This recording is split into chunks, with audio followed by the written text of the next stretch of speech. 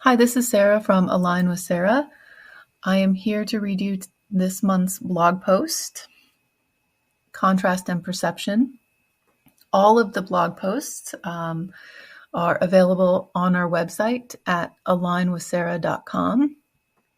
This month, we're focusing on contrast. And again, the title of our blog post for December is Contrast and Perception, Finding the End and Seeing a New Beginning, from the healing hands of Sarah Misson.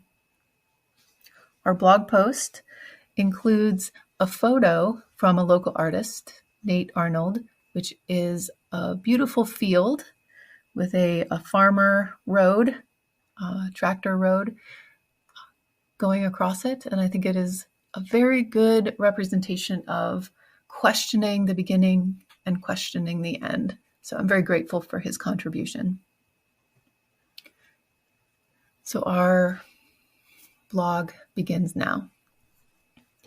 Neil deGrasse Tyson mentioned in his recent book about astrophysics that everything we have ever discovered about the universe was possible because of the contrast between the presence of light and the lack of the presence of light, darkness.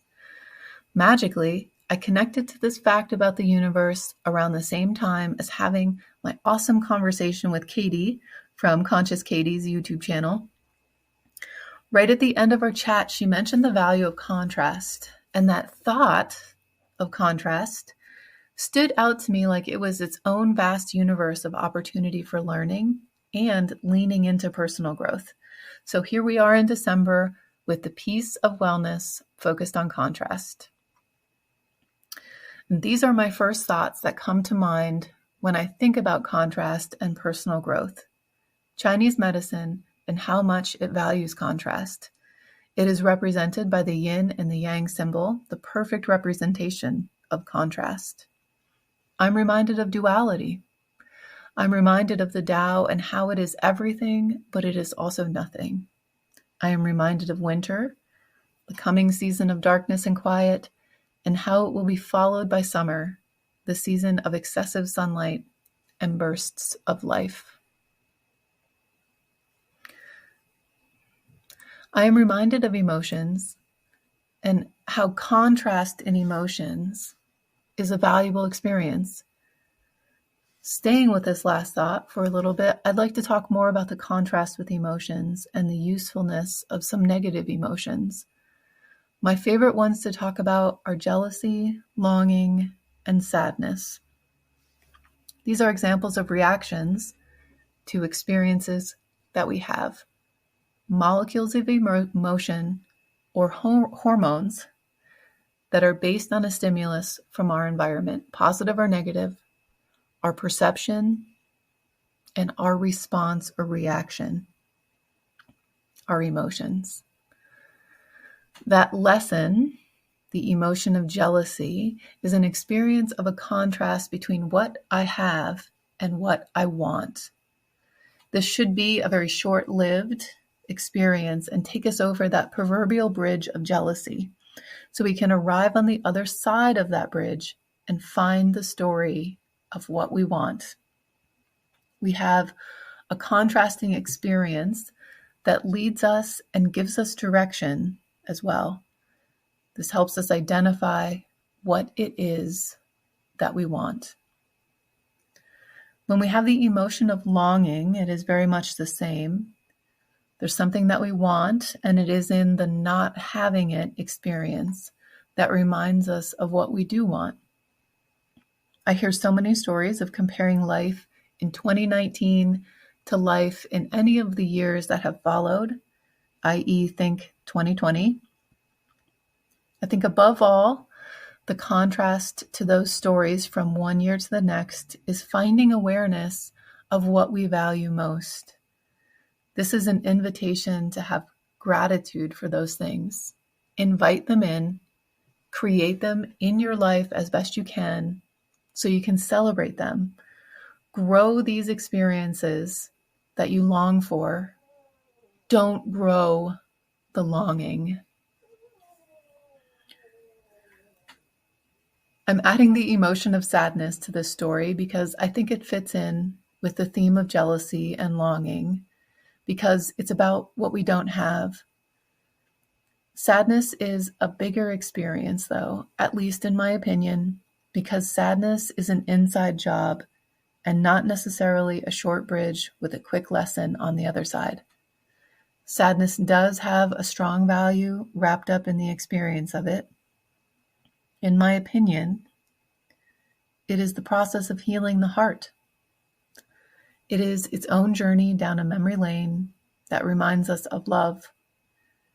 The experience of love has infinite energy, whether you're giving it or whether you're receiving it. It is self-nourishing and it lives forever. Sadness is about love, and it is also about the thing that connects our love and our memories. Even when that thing is not there anymore, we will forever have I'm going to start again. Even when that thing is not there anymore, we will forever have our love and will forever have our memories. They become more valuable, but until the sadness is cleared, they might only feel painful. So how do we process that sadness? The answer, of course, is going to be different for everyone. Both the how and the how long are going to depend on what we are growing and where our attention is going. Maybe you can imagine sadness as a cloud that shows up and blocks out a light that used to shine in our life. It can help quiet the stimulation around us so we can notice more of our internal environment. What if this shroud is also here to help us find our own light? When we have the challenging days and the dark moments, it is easier to find the little spark of hope and love and life inside us if we are looking. That concept of sadness being the cloud that creates a contrast for us to find light within might help us see the value of the experience. This offers a chance for the struggle to give us strength and to avoid the struggle turning into suffering. Suffering can drain us. Suffering invites the cloud to set in, and then it can become a fog that we cannot navigate through, and we can lose our direction. Things look scarier in the fog. All light is more difficult to perceive in the fog. I have for a long time described depression as a fog that can sometimes lift, sometimes give us glimpses of life around us, sometimes be thicker or thinner, and sometimes swallow us in a way no one can see us unless they are very, very close.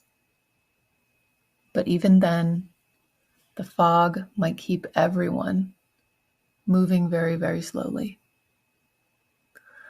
My thoughts with this fog of depression is to remember that it is a cloud and it belongs up in the sky. What tools do you need to find a light, find direction, find support to hold you while you find yourself? What reminders can you hold to remind yourself that the fog is the fog and you are you, and the fog is not you. It is just around you at this moment. When we overcome these emotions and large experiences, it is much easier to see that we are separate from the emotions and the experience. What if we spend some effort and invite in the awareness that the fog is real? And the fog makes it hard, and that the fog can also be burned off with patience and the belief in the sun or God or some greatness and brightness and warmth that's on the other side of the fog? What if we spend some time focusing on the value of inner light and the ability to find it in the darkness, even if it is just a small ember? I love the reminder that I tell myself and I tell others, if it feels hard for you, that means it's hard for you. And that's where the story ends. It doesn't matter who did what with ease or with more stress. It didn't feel hard for them, and that doesn't mean it doesn't feel hard for you. We all have our own needs. We all have our own limits. We all have our own stories, our own baggage, our own fog, and our own light. Recognizing all of these pieces of the puzzle, we also recognize all of our pieces of wellness and healing and hurting and growing. These dark days can remind us how valuable the brighter days are and give us that direction of the experiences and the feelings that we want. A bright, sunshiny, beautiful day can be more appreciated after a moment of darkness. The symbol of the yin and the yang expresses balance, and it shows the light and the dark contrast, as well as the very valuable complement of each in the other. There's a dot of white in the black. There's a dot of black in the white. Not only do we need to have the big experience of the dark and the big experience of the light, we also have the memories and the wisdom of the light when we are in the dark, and the memories and the wisdom of the dark when we are in the light. This blog is offered in the loving memory of Farmer Bill. I am so grateful to have had a chance to have heard you say over and over, "That's my Sarah," because you were very much my Farmer Bill. There's a contrast in my days that reminds me of how much I enjoyed our time together. And this new experience without you grows my love through the love of my memories. Forever and ever. Thank you. I'm offering you endless love and gratitude. This is Sarah. Thank you so much for your time. I hope you can listen again real soon.